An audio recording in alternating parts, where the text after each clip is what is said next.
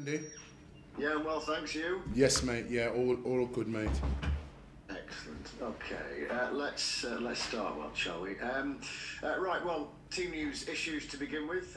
George Byers, how is he today? Yeah, no, with George, we feel that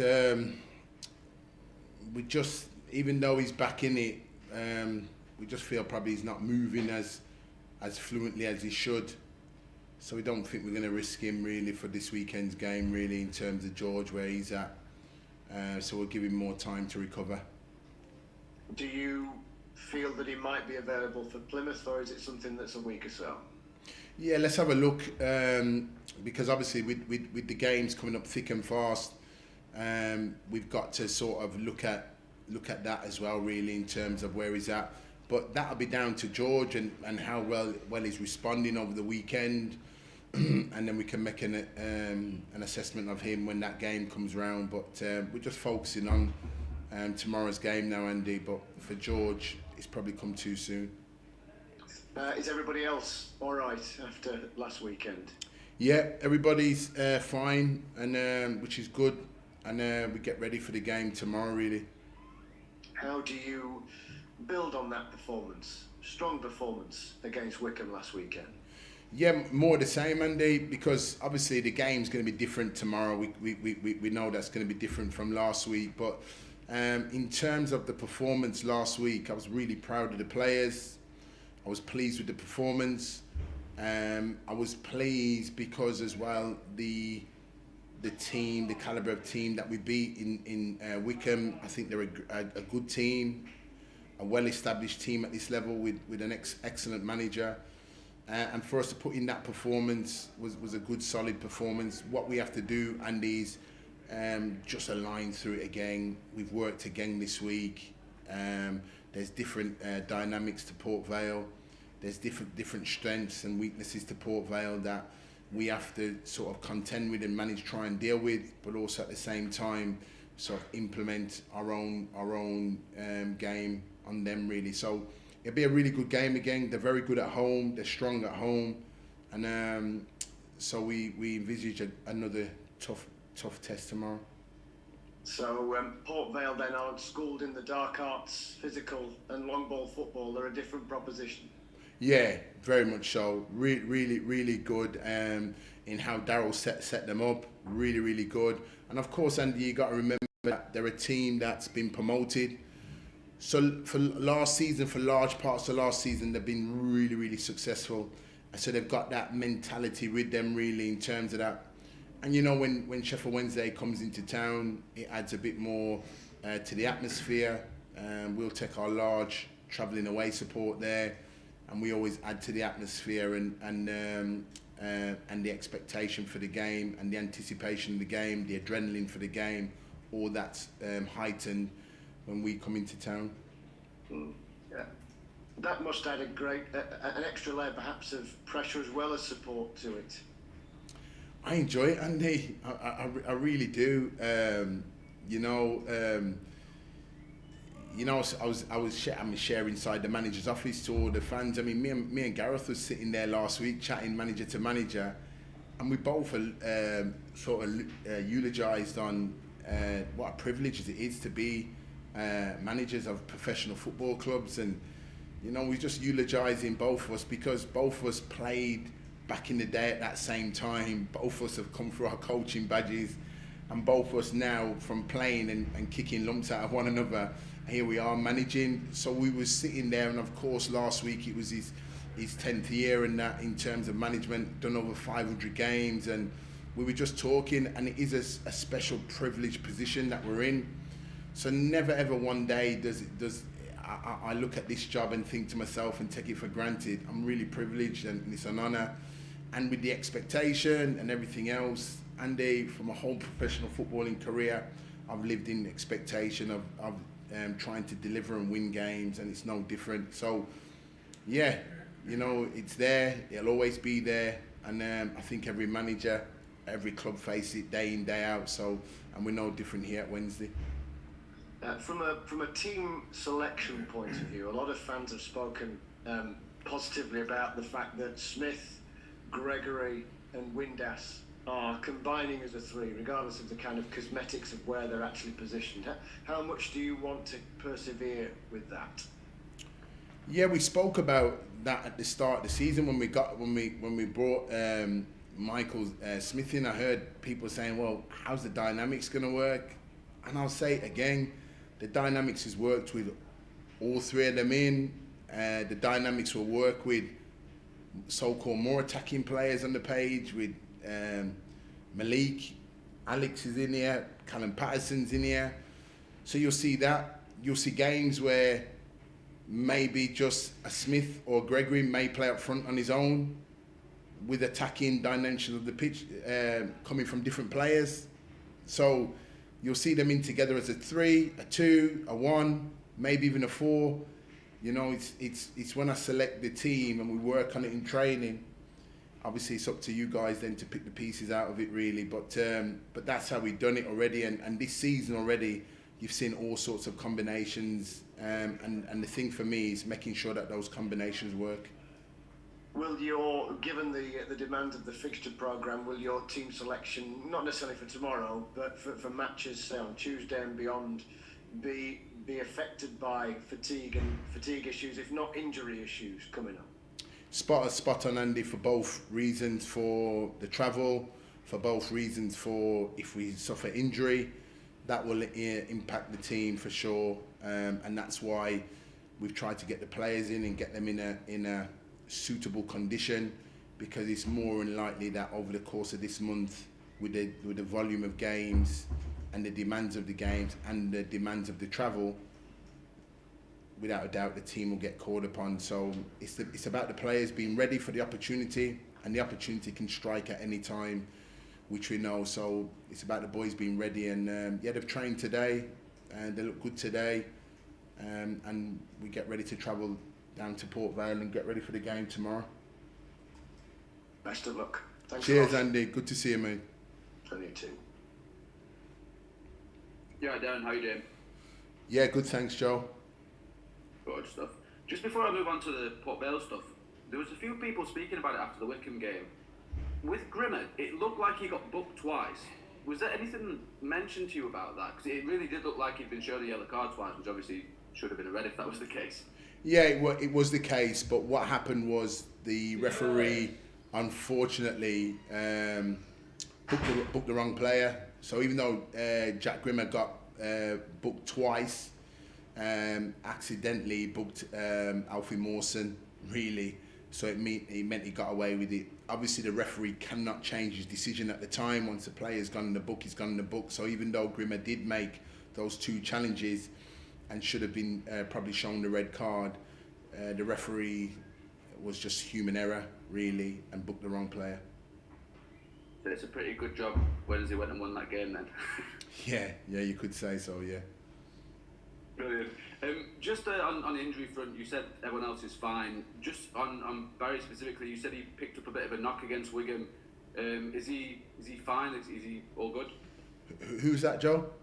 With Barry Bannon, you said he picked up Baz. Yeah, Baz had picked up a little knock, but he's trained. He seems fine. He seems full of his energetic self. So he's perfectly fine. Excellent. With George out, you know, Will came in the other day and did a really good job there. Are you really pleased with sort of the strength and depth that you've got in this sort of that central midfield position this season? Yeah, Joe, we spoke about that really, and you know, even though you potentially got 6 midfield players in there, 2 of them get injured now in terms of Dennis Adederin and George Byers, and all of a sudden you know you're down to 4, and as we play 3 in there, you look at the central defenders, we have 5, 2 out injured, we're down to 3. So it goes to show you that at the split second how quickly football can turn. And remember I said, like last year we was in this position with the horrendous injury pile-up. What we are doing is hopefully we don't get that, but if we do suffer injury, loss of form or suspension, then we've got sort of adequate cover within the camp really, and more versatility with players per position. Brilliant. It's a big month, isn't it? It's still early in the season, but October is a really big month given the amount of games. Do you think it's too early to say it could potentially be a season-defining month just purely based on the amount of points that can be picked up? Yeah, way too early, Joe. It really is just way too early. Yeah, you just got. It's all about just keeping efficient, keeping consistent, keeping playing to a level. And all I just want is my boys, the team, to play to a level where they're capable of and playing it consistency for over long periods. And I think that's the driver for us. Even though 10 games have gone, and I suppose one or two people will be saying that the league now is starting to settle down. For us, it's just about that consistency and that momentum.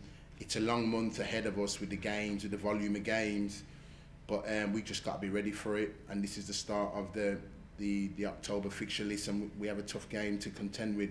And Joe, it's just about focusing at Port Vale. I'll look no further than any games because there's enough to deal with in the Port Vale game. So we'll just keep our professional focus and approach, and be ready to perform tomorrow.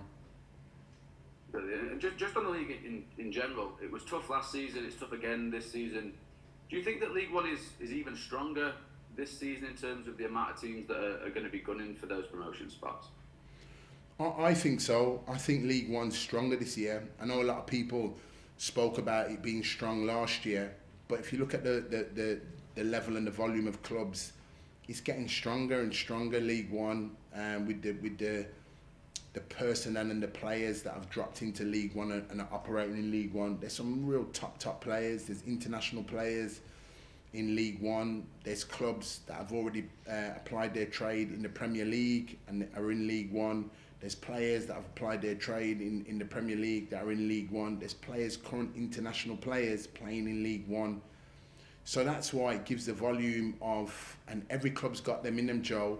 And that's why I never take it for granted, no game, because every game, every team has their own style of play. Every team's effective in their own way, and that's what makes League One so hard to predict and put your finger on it, because there's limited time to prepare for games. It doesn't always run to what you think it does.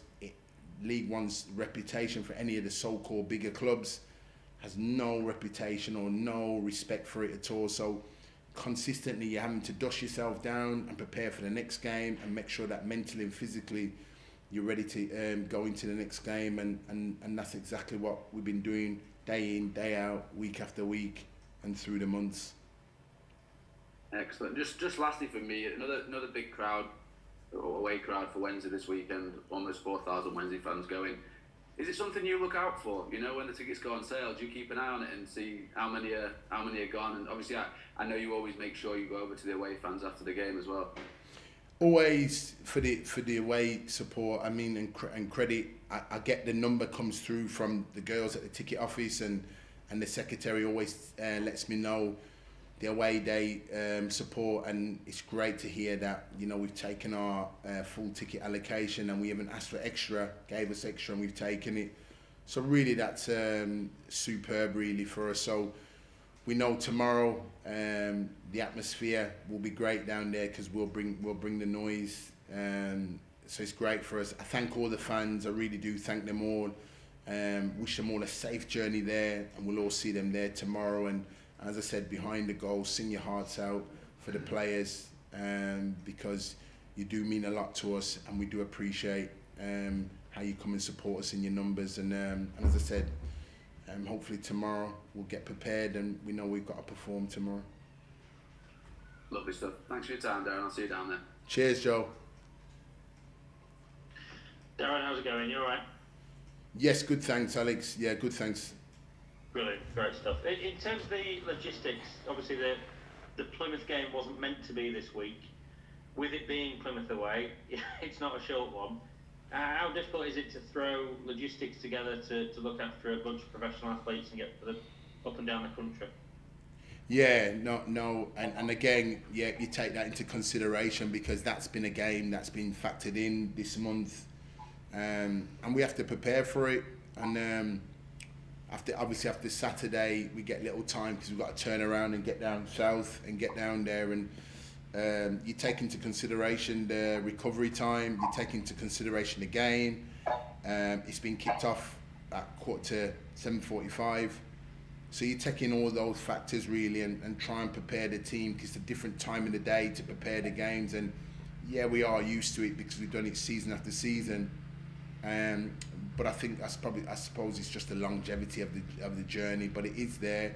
We know it's there. We know it's been factored in, and we'll be ready when the game comes around to compete in that game. The only thing probably for me is that obviously for the supporters, it's very different Plymouth on the weekend to a midweek game.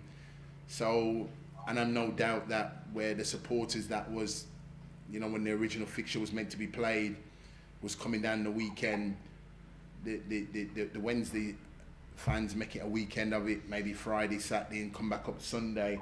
But I suppose in midweek you got some travelling down there and probably taking a day off work or finishing work early to get down there, and then having to come back up and getting back early hours in the morning, having to go to work. So all those kind of things, I feel it for the fans, and I can understand for the other fans what think that, yeah, at the weekend I would have gone and supported, but in midweek it's just really difficult for me to get down there. So we appreciate that, and as a team, as a club, we do understand that when these fixtures do come up at the time, it affects more the supporters in terms of arranging the time off work and getting down there to come and support us, which is what they want to do. So that's always factored in as well, and I understand that. And my message is to the supporters: we understand that, but these things come, and that's what football is, and the football season can throw things in like this. But we'll be prepared, we'll be ready to travel, and we'll contest the game when it's right to do it.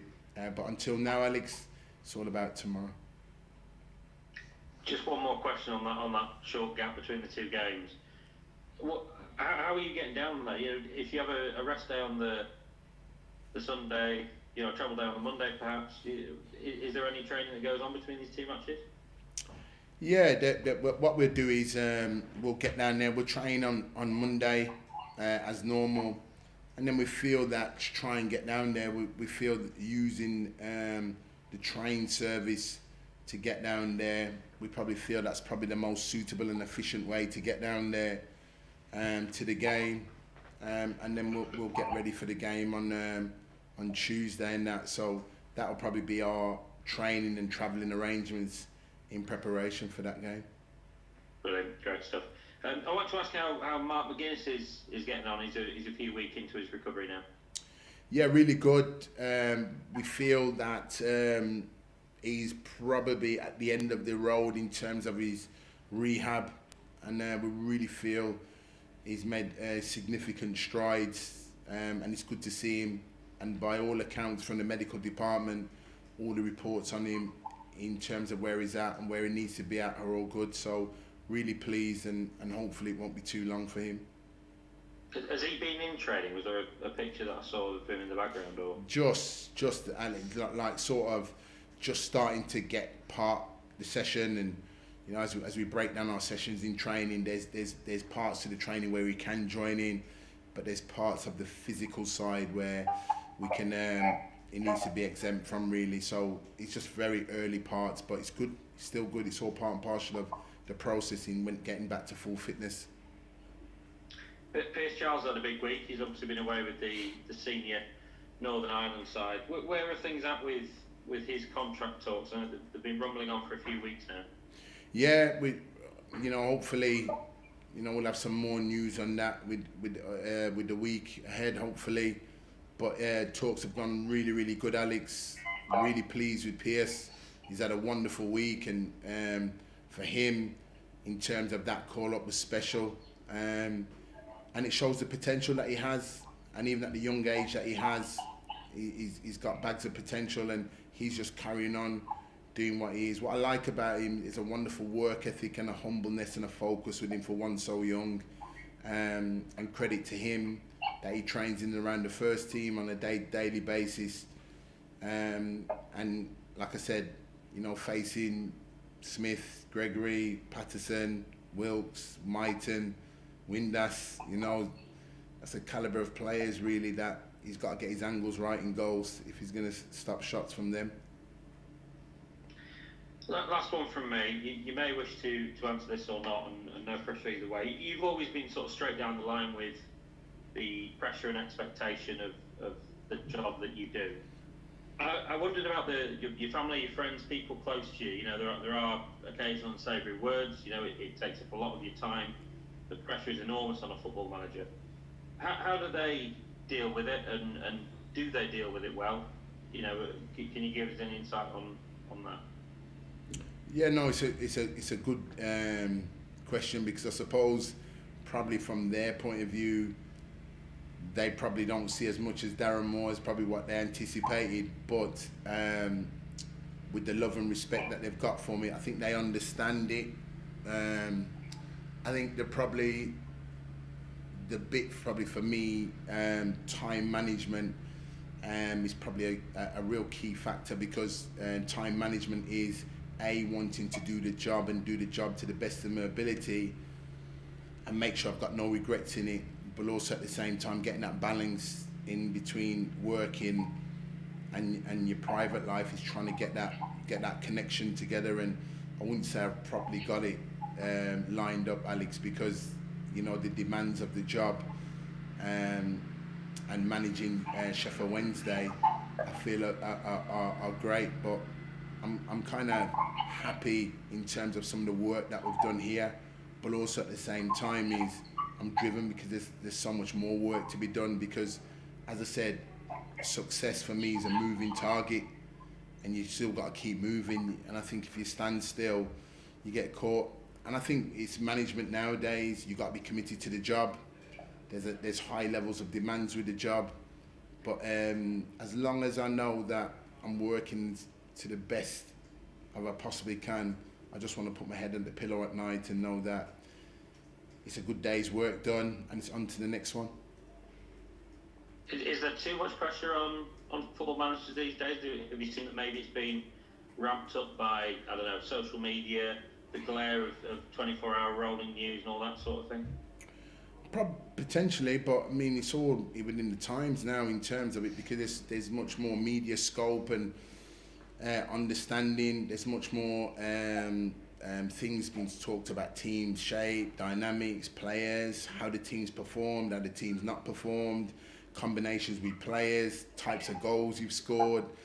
You're going up with stats in the game, how many goals we've conceded from what areas, set plays. There's so many different combinations of things that you can break down and analyse a team. And the scrutiny is more so on football clubs and teams and dynamics and everything else. So all those things have been heightened by the media and given probably supporters and outside more in-depth knowledge in day-to-day how the football club would run and how the team is preparing and most importantly how the team's performing. So there's a lot more scope on it, but it all comes in part and parcel of management and every single day. And I think for the managers, I think we work, and I think our aim is to try and build successful teams, as you know, and teams that are consistently performing and moving the clubs in the right direction. But it's a consistent battle every week, because you're competing every week. Every single week we're stepping in and we're competing and being competitive against each other, and we have another opportunity where we got to compete again tomorrow. And that's what it is. And then what I look on management as well, Alex, is that once you've been through the contest and you've been in the battle of the match, you don't get much time as a manager to look back, because you have to prepare for the next one coming. So you're ever evolving as a manager, and the hurdles in terms of competing and winning matches, it's on to the next one. So you don't really get much chance to stand still, and then you're performing and competing again. Great stuff. Thanks for that, Darren. I'll catch you tomorrow. Cheers, Alex. Thank you. Hi, Darren. How are you? You okay, Dom? Yeah, not too bad, thank you. The chairman's been over in the last couple of weeks. How much time have you sort of managed to spend with him, and what have you discussed when you've seen each other? Consistently on the phone with him. He's been here He's been a lot down south. He's been a lot down the south, but I've been consistently on the phone with him on a day-to-day basis. Actually, physically seeing him, I've seen him a couple of times, but he's here. But consistently, we've been talking, and just talking about the dynamics in terms of the club, the team. We've probably been talking more on the team shaping up and performances and players and everything else. More than anything really, so that's what we've been talking about in the week, and I'll probably catch up with him later on today. Like you, is he satisfied so far with how the team has started this season? I think so, Dom. I mean, we don't really ask about that. What we're just doing is just making sure that, you know, the team's evolving, developing, being competitive. I know last week after the Wickham game, he was very pleased with the performance of the team. He was pleased with the manner of the goals. He was pleased with the start, and pleased that we were able to maintain relatively control of the match, where at times it was difficult in stages of the game, but we managed to keep control of it and secured 3 valuable points. And that's always nice when you do that, when you can put in a strong performance in front of the chairman and the owner of the football club. And hopefully he'll see certain dynamics to our games that has improved, but there's parts of our games where we still consistently need to improve, which is something that I'm consistently communicating with him, and we have an open and honest relationship on the team, which is what we both like. Lee Gregory played well last week. He didn't get on the score sheet. It's only the 1 goal for him so far this season, but how confident are you that it's just a matter of time before the goals start to flow for Lee? Yeah, super confident for Lee, because he's getting in there, he's getting the chances, and for somebody of his ilk and calibre, the hardest thing is getting in the areas and getting the chances, but he's getting the chances, which shows to me that, you know, it's a matter of time. But also, even though if Lee Gregory scored 1 goal for us, the assist and the link-up play that he's been for the team has been phenomenal. And we have a thing with, you know, if you're not scoring as a striker, what you're giving the team. And I think everybody will agree with Lee Gregory's his work rate, his link-up play, his hold-up play, all those characteristics, being that target man and putting defences on the back foot. He has that and does that in abundance, really. So we just feel that strikers shouldn't just be judged by goals alone, even though that is their specific area approach. You've got to look at his all-round game, and I look at his performance, and his performances have been very, very good. So it's a matter of time before he starts sticking the ball in the back of the net on a regular basis. But we've got to continue to keep those chances coming. Do you like the way that partnership is developing up front between him and Michael? I like it, yeah, I like it in terms of him, Michael, Josh, the way they are working together. When I was bringing in Michael, I saw that this season that they can work together. They can work together as a pair. They can work together with a different combination, and they can work up front in that sole position in terms of if we wanted to get more runners off them from deeper positions. So yeah, I'm just pleased the way it is. But both players are intelligent. Both players know the games inside out and know strengths and weaknesses of their game. And yeah, it's really pleasing to see that work. Cheers, Darren. All the best for tomorrow. Cheers, guys. Lads, just to let you know, obviously you're all listening in. We added a new staff member to the group this week. His name's James Shan, and you'll be seeing him around the place. Okay, so if you see him up at the ground tomorrow, we've just added him on board this week. Okay, lads. Are we okay to report that, Darren? No, you're not, Joe. Now you can. Of course you can. Cheers, chaps. All right.